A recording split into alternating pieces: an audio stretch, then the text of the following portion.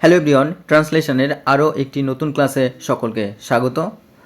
আজকে একটি গুরুত্বপূর্ণ প্যাসেজ নিয়ে এসেছি এবং প্যাসেজটি আমরা ট্রান্সলেশন করব ও সবাইকে অনুরোধ করব তোমরা স্কিপ না করেই প্রথম থেকে ক্লাসটি দেখতে থাকো।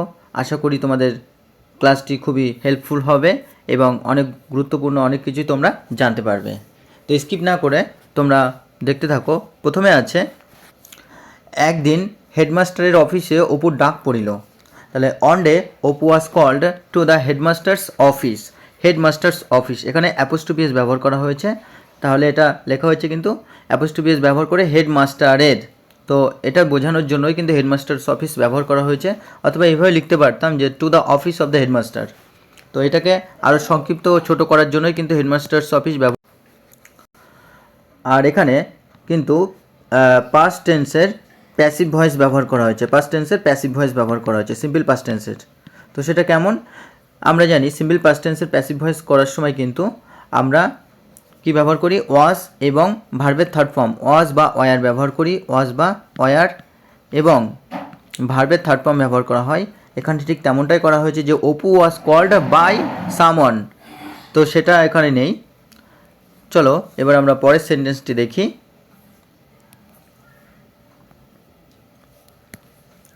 হেডমাস্টার ডাকিতেছেন শুনিয়া তাহার প্রাণ উড়িয়া গেল। তাহলে কি, হিয়ারিং দ্য হেডমাস্টার্স কল বা হেডমাস্টারের ডাক শুনে কি হিজ সোল লিভড। তো এখানে আমরা কলকে কিন্তু সিনোনিম হিসেবে লিখতে পারি যে ইনভোকড, ইনভোকড আহ্বান করা বা ডাকা, বা আমরা সামনও বলতে পারি, সামন্ড অর্থাৎ ডেকে পাঠানো, আর লিফট অর্থাৎ উড়ে যাওয়া। তো এটাকে আমরা স্প্র্যাংও লিখতে পারি, দ্রুত গতিতে সরে যাওয়া, বা জাম্পড আপও লিখতে পারি, জাম্পড আপ। আর এখানে কিন্তু আমরা প্রেজেন্ট পার্টিসিপেল ব্যবহার করেছি hearing, hearing the headmasters call, শুনে, অর্থাৎ ভার্বের 1 নম্বর ফর্মের সাথে যখন আমরা আইএনজি ব্যবহার করি তখন কিন্তু সেটা প্রেজেন্ট পার্টিসিপেল যেমন ব্যবহার করা হয় তেমনি প্রেজেন্ট কন্টিনিউয়াসে আমরা এই ফর্মটি ব্যবহার করে থাকি। শুনে বা বলে বা ডেকে এই ধরনের কিন্তু আমরা, অর্থাৎ এ কার যুক্ত থাকবে এবং সেটি কমপ্লিট নয়। চলো এবার পরের সেন্টেন্সটি দেখি।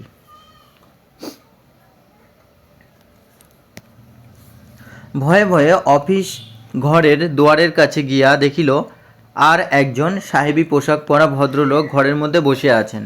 তাহলে কি লিখব, যে he went to the office door, say office ঘরের দুয়ারের কাছে গিয়েছিল, ইন ফিয়ার ভয়ে, and saw another gentleman dressed in a gentleman's sweet, এবং অন্য একজন ভদ্রলোককে দেখলেন যিনি কিনা একটা সাহেবী পোশাকে কি বসে আছেন, সিটিং ইনসাইড দ্য রুম, ঘরের মধ্যে বসে আছেন। তো এখানে আমরা বড় একটি সেন্টেন্সকে ছোট্ট ছোট্ট অংশে ভাগ করে নিয়েছি অ্যান্ড যুক্ত করে, এবং সমগ্র সেন্টেন্সটিকে পাস্ট টেন্সে আমরা ট্রান্সলেট করে নিলাম। চলো পরের সেন্টেন্সটি দেখি।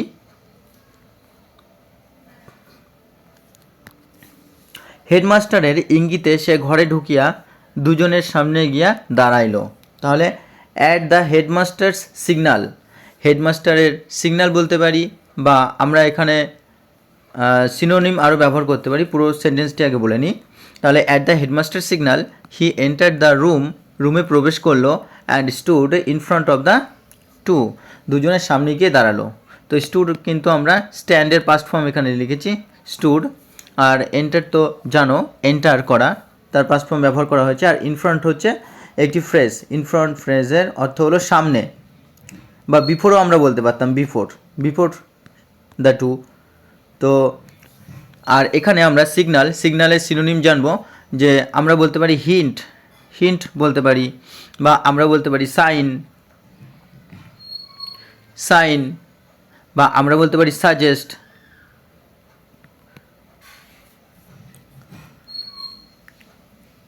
চলো পরের সেন্টেন্সটি দেখি।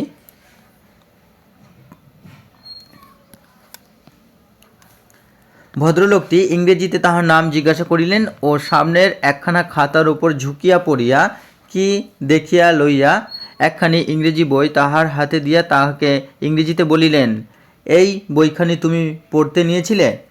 The gentleman asked his name, তার নাম জিজ্ঞাসা করিলেন ইন ইংরেজিতে, অ্যান্ড লিনিং ওভার এ বুক, এবং একটা বইয়ের উপর ঝুঁকিয়া পড়িয়া ইন ফ্রন্ট অফ হিম, তার সামনেই, হি স সামথিং, তিনি কিছু একটা দেখলেন, handed him an English book, একটা বই তার হাতে দিলেন, অ্যান্ড সেই টু হিম, তাকে জিজ্ঞাসা করিলেন ইন ইংলিশে জিজ্ঞাসা করিলেন, did you take this book to read, তুমি কি এই বইটি নিয়েছিলে পড়ার জন্য?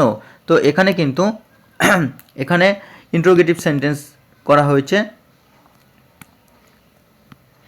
ইন্ট্রোগেটিভ সেন্টেন্স, আর এটা একটা স্পিচের মধ্যে রয়েছে ইন্ট্রোগেটিভ সেন্টেন্সটা। এবং ইন্ট্রোগেটিভ সেন্টেন্স করার সময় কিন্তু আমরা পাস্ট টেন্সে যখন করি তখন আমরা হ্যাঁ বা না বাচকে আমরা ডিড দিয়ে শুরু করি, এবং সেই ক্ষেত্রে কিন্তু আমরা ভার্বের 1 নম্বর ফর্ম ব্যবহার করি কোশ্চেন করার সময়, এবং অবশ্যই একটা ইন্ট্রোগেশন মার্ক থাকে।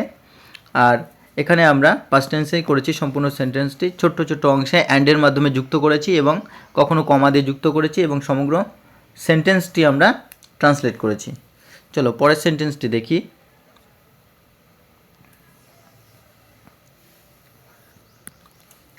Apu saw the book the world of ice, অর্থাৎ অপু যে বইটা দেখতে পেল সেটা হচ্ছে দ্য ওয়ার্ল্ড অফ আইস বইটি, which he had taken from the library, যেটা সে লাইব্রেরি থেকে নিয়েছিল, to read a month ago, 1 মাস আগে পড়ার জন্য বা পড়তে। আচ্ছা, হ্যাড টেকেন, এখানে থার্ড ফর্ম ব্যবহার করা হয়েছে ভার্বের, এবং তার সাথে হ্যাড যুক্ত আছে, নিয়েছিল, অর্থাৎ অতীতকালে কোনো একটা কাজ যদি দীর্ঘ সময়ের জন্য করা হয়ে থাকে তাহলে কিন্তু আমরা হ্যাড প্লাস ভি3 ব্যবহার করি। আর এখানে পাস্ট টেন্সেই আছে সমস্ত কিছু। তো চলো আমরা পরের বাক্যটি দেখি, এবং এখানে খুব সহজেই কিন্তু খুব সিম্পল যে ইংলিশ ওয়ার্ড সেগুলো ব্যবহার করেই কিন্তু সেন্টেন্সগুলো করা হয়েছে এটার। হি ডাজ নট আন্ডারস্ট্যান্ড, সে বুঝতে পারেনি, এভরিথিং ওয়েল, সে সব কিছু বুঝতে পারে নাই বা সব কিছু বুঝতে পারেনি কি ভালোভাবে। তো আমরা ওয়েলকে আমরা বলতে পারি গুডলি, বা ক্লিয়ারলি বলতে পারি ক্লিয়ারলি।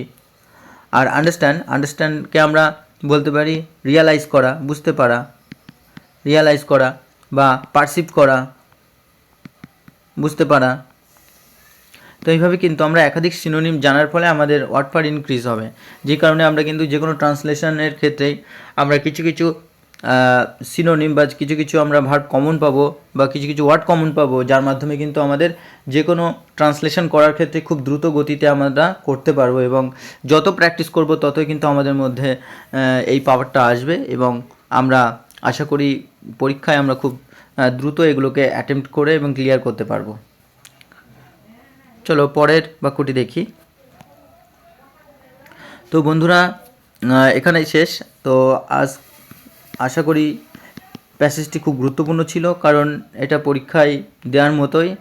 তো তোমরা যারা চ্যানেলটি তো প্রথম অবশ্যই সাবস্ক্রাইব করে পাশে থাকা বেল আইকনটি প্রেস করে রেখো, এবং যারা চ্যানেলটি দেখছো তারা বেশি বেশি করে লাইক করো, শেয়ার করো, কারণ যত বেশি লাইক শেয়ার আসবে ততই ক্লাস আরও বাড়তে থাকবে, আরও প্রচুর ক্লাস আসতে থাকবে সমস্ত ইংলিশ রিলেটেড সমস্ত এক্সামের জন্য। তো ধন্যবাদ তোমাদের অসংখ্য।